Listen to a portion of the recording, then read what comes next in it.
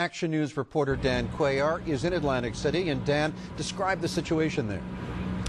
Jim, the wind gusts are up again. They're pretty fierce again. We were seeing things blowing off from the top of some of those casinos. We literally watched the Trump Plaza sign on top of the Trump Plaza tower disintegrating into pieces, raining down. They had forgotten to take the flags down, and all the flags were being ripped apart there in front of the Trump Plaza. Here, we're in front of the public safety building here in Atlantic City on Atlantic Avenue, where you can see where there's debris all over the roadway. The water from the back bay has receded. Here's the water line, as you can see, where all this debris is. It comes all along down to the center of Atlantic Avenue before it receded back within the last hour or so. Visibility has also come back. The rains have subsided, that you can even see the top of the Tropicana there behind me. Earlier, you could not see that. I mean, the rain was coming down so hard, you could not see. You didn't have visibility. Let's show you what the surf looked like earlier tonight.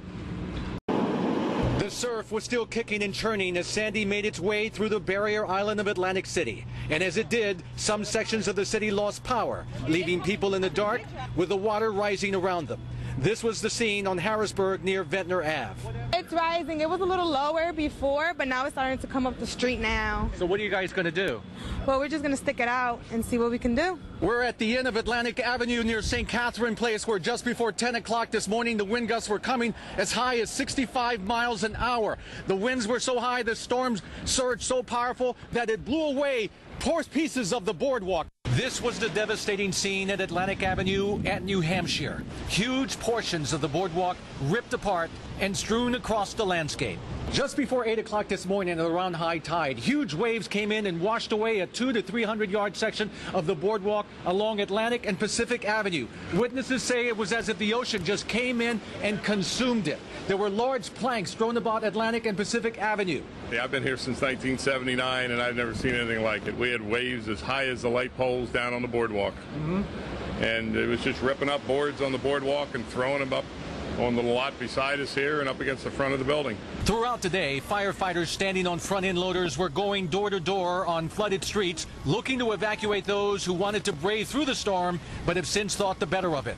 We found two women where the water had already reached their front door, but were planning to stay anyway. I've never seen it on Atlantic Avenue either. I've lived up in the inlet more, and it's always flooded up there, but I've never seen it like this up here. What are you guys going to do? Are you going to stay here or what? Yes, we're going to stay here. We're on the 3rd floor.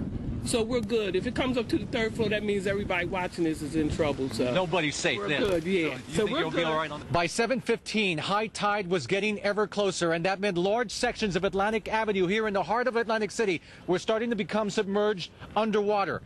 Some businesses use sandbags, but as you can see tonight, they seem to be of little value tonight as we get ever closer to high tide, which is expected to hit here around 8 o'clock. Reporting from Atlantic City, I'm Dan Cuellar, Channel 6 Action News.